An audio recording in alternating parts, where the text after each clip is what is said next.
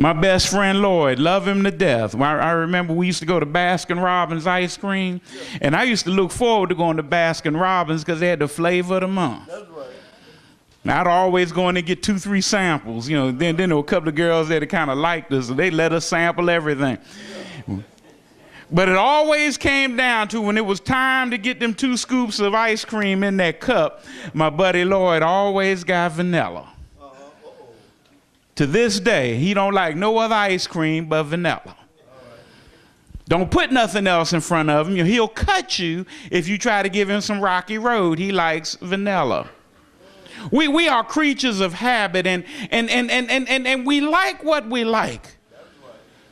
But my brothers and sisters, I want to tell you today, and this is a tough word, that what we like sometimes is not congruent with what God desires. See, we have to understand when Jesus told them that if you're going to follow me, you got to pick up your cross. There's some stuff that you got to nail to the cross. And I'm not talking about some little jewelry cross or some ornament that goes, but I'm talking about that difficult thing that you really don't want to do, that if I could just leave it alone, I'll be all right. No, every one of us have a cross. Now, I know some folks saying, well, I don't want no cross. Well, you know, if you want Jesus, you got to get a cross. Because Jesus said, if you're going to follow me, you got to pick up your cross. He didn't say go pick up Jones' cross. Didn't say pick up Mama and them's cross. But you got to pick up your cross. Well, not only do you have to pick this cross up, there's some stuff you got to nail to that cross. You know, it's just not there for decoration. It's just not there to be toting around. But there's some stuff that we got to nail to the cross. As we prepare to celebrate Lord's Supper today, I want to share with you 4 things you need to nail to the cross.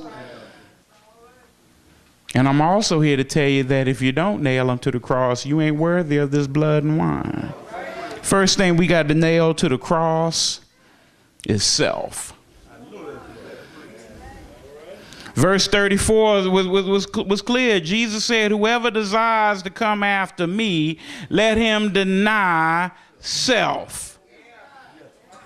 Now, I know this is not a popular message in the nation where we get what we want, when we want it, how we want it. You know, I want it.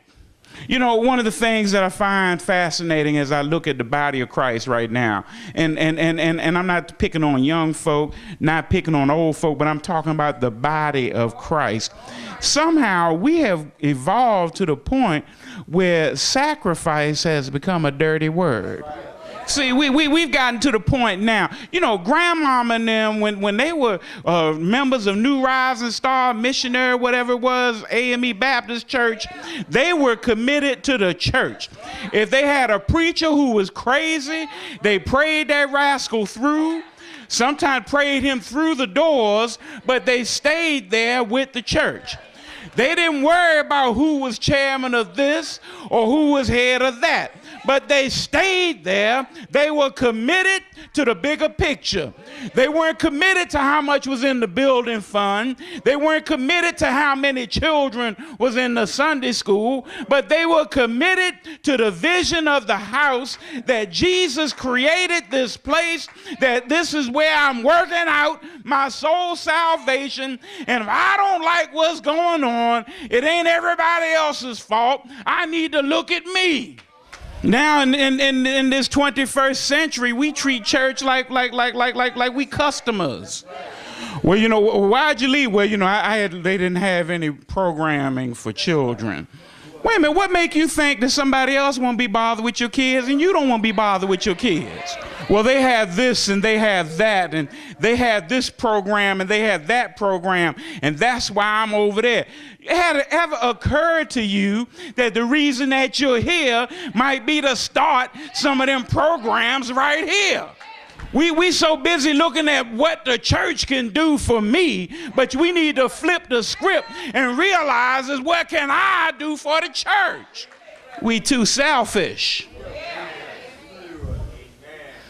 Get mad and fall out because the preacher preached a sermon that I didn't agree with. I know he was talking about me. I'm sorry to tell you, but you ain't that important.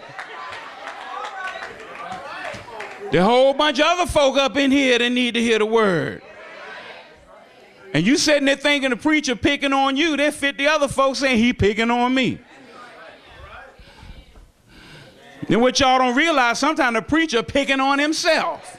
You know, we must understand that first and foremost, when we pick up this cross, we got to nail self to the cross. Next thing I want to leave with you.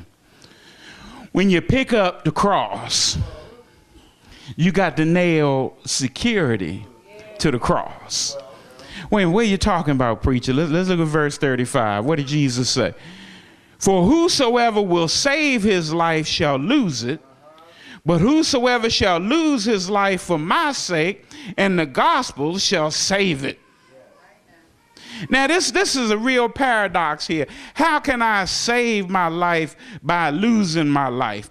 It just doesn't make sense. You know, that fall in line with the last will be first and the first shall be last.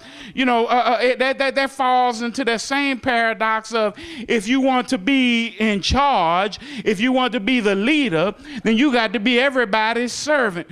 Why is it that the kingdom seems upside down from what the world is?